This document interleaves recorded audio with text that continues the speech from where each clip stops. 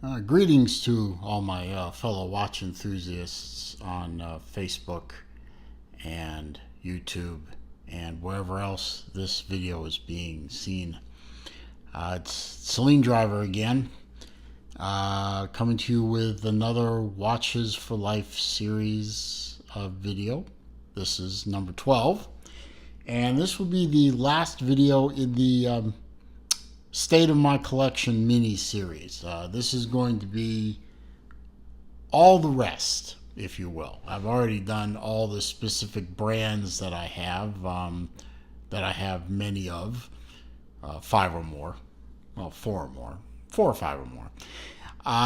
This one is going to be a quickie overview of all the rest watches.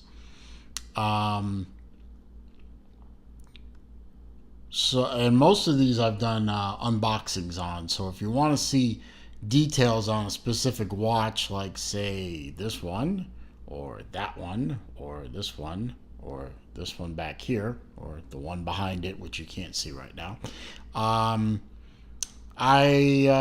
say go to my archive of videos, and you can see specific watches and detailed information.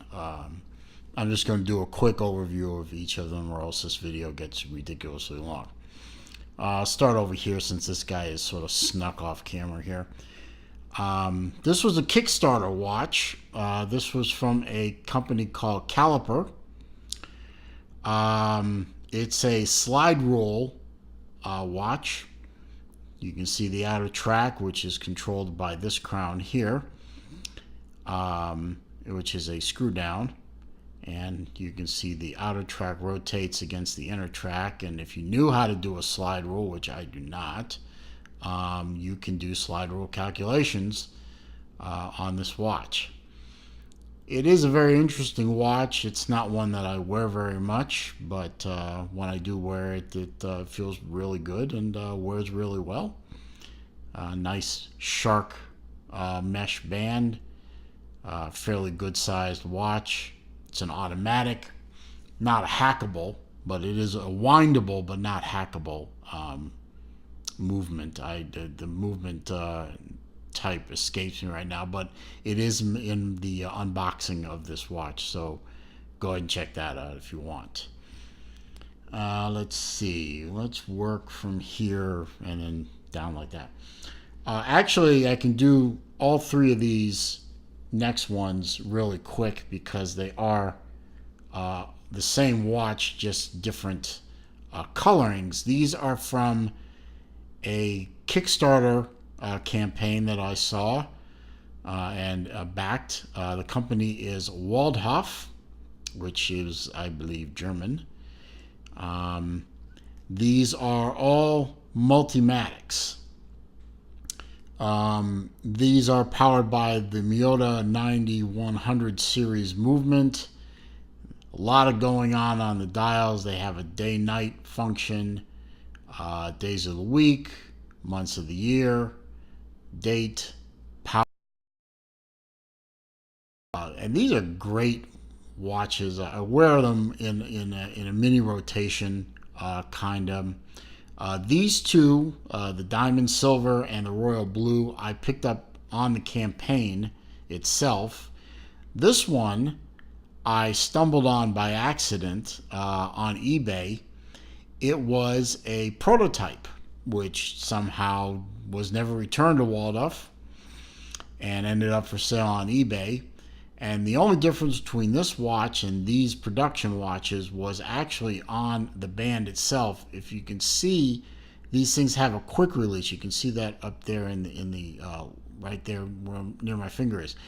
On the prototype, the quick release was in the middle, and it kept scratching the case backs. So they moved it to the side. That's the only difference between this pre-production watch and the production watches. This one is, of course, a rose gold with the silvery face. Performs just the same as the production watches, and it really is a nice piece. And we're going to put those aside over here and move on to my Ballast Trafalgar.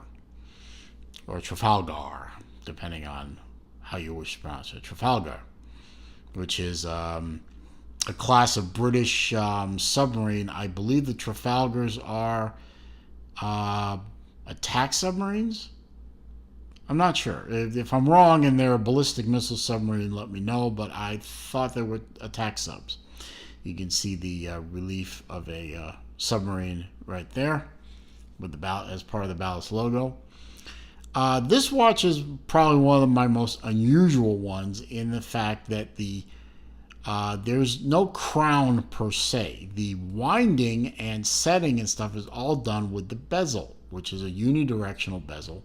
And in its current state, it's a wind bezel, and it is stiff, although it's getting better with age.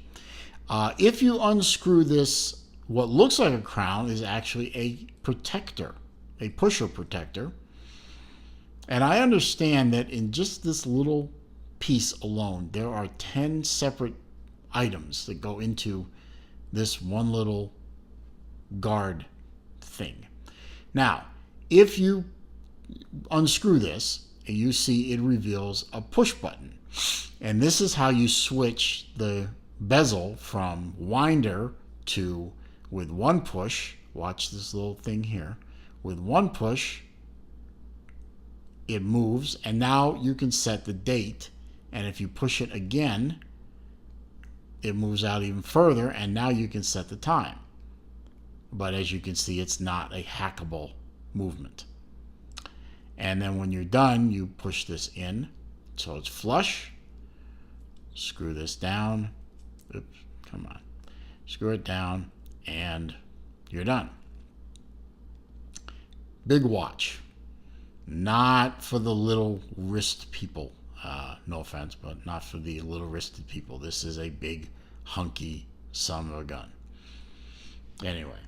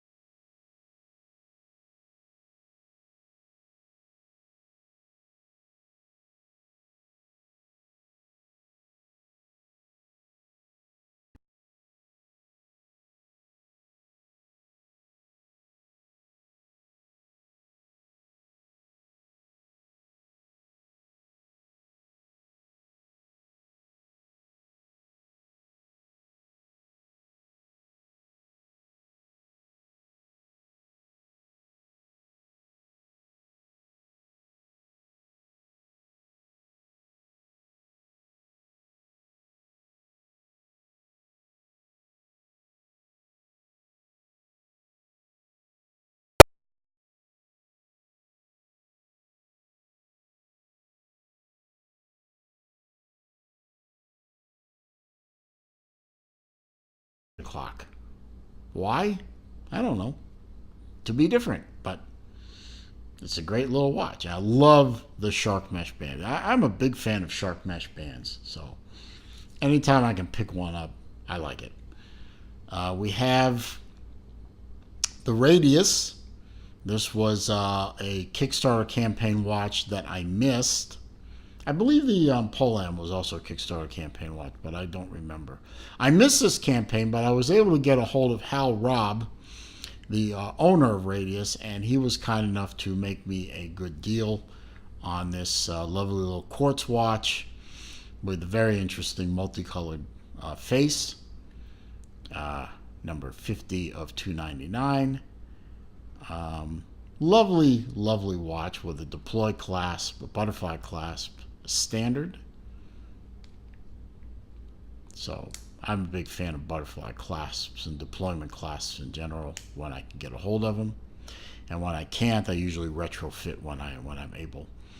Nice little everyday watch. I love the color of the dial.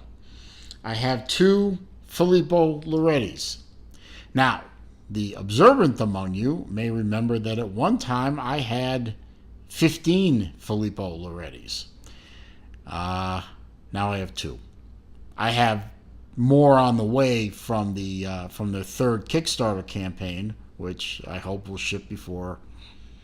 Let's say this is June of this year, of June of 18. I'm hoping they'll ship before the end of the year.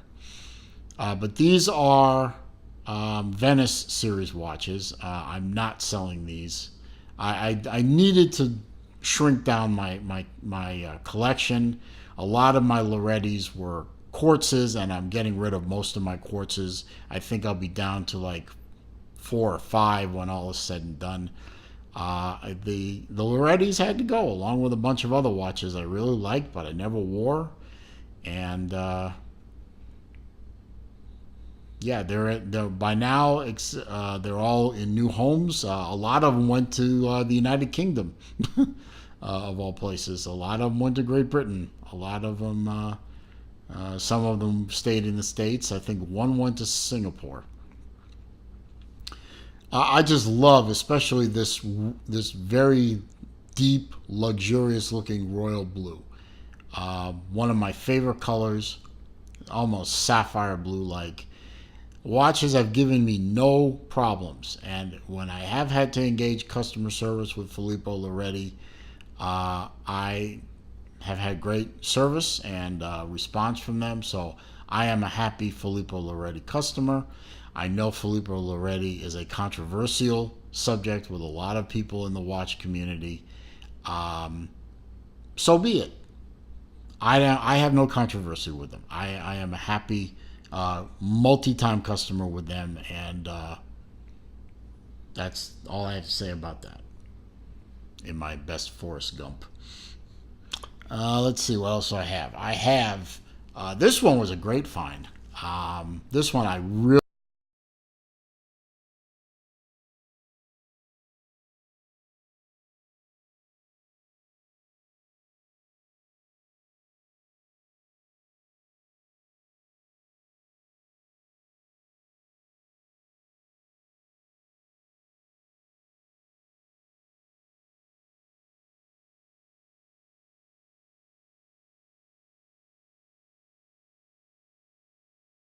capability. The only problem I've had with anything with the updates is it won't do it inside my house. I actually have to sit outside my house, and it usually only takes a couple of minutes. I don't have to do it that often. Just a great, everyday, solid, does not feel cheap in any way watch, and it was the first Citizen watch I ever owned, and made me a believer in Citizen, much the way some of the Seikos that I showed you in another video made me a believer in Seiko. So I'm very happy to own that Citizen. One of my more unusual looking watches is my Reactor. This one is an out of production watch. It is purported to be a dive watch. It does have a dive style bezel. It does have great lume. It's a lot of fun to wear. I picked it up off of eBay, and actually it was just barely big enough to fit. I actually contacted Reactor because I couldn't find another link like this, and they had one link. It was their last link. They weren't going to make any more. They had one sitting around. Literally, the guy said, it's been sitting in my desk for a long time. I'll send it out to you. It gave my address, and it showed up in 2 days. Fits great. Nice, nice tool watch, diver watch, daily wear watch, what have you. Very happy with it. And it's certainly a head turner. I have a couple of Orients to wrap this video up with. This one is a Orient Sun Moon version 3. Not sure if I'm going to keep this watch much longer. I haven't made that decision completely yet. A couple of these watches that I'm showing you here will go up for sale in the near future. Probably put them on the Kickstarter Facebook group and also on eBay.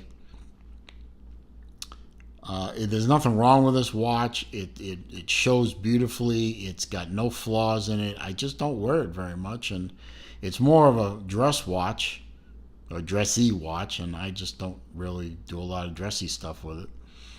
So, but I like it, and I'm not sure if I want to get rid of it or not. But it's a pretty watch. The rose gold is shiny. The rose gold plating is shiny, I should say. The face is a lovely cream color with those Roman numerals. It just looks very rich, and it's not a rich price, but it looks the part. And finally, I have my Orient Flytech Bullhead. Bullhead because it has the crowns and pushers and stuff on the top and bottom instead of the sides. This one is a quartz. It's all titanium, and it is a big sucker. That's a big, I think it was a 16 or 17 millimeter thick watch. It's not heavy because of the titanium, but it wears big.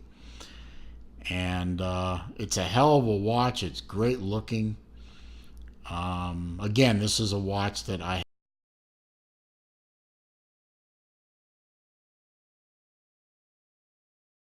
one of them because it just doesn't get any wear time. But a great watch. Accurate as the day is long, and just a beauty to look at and to play with.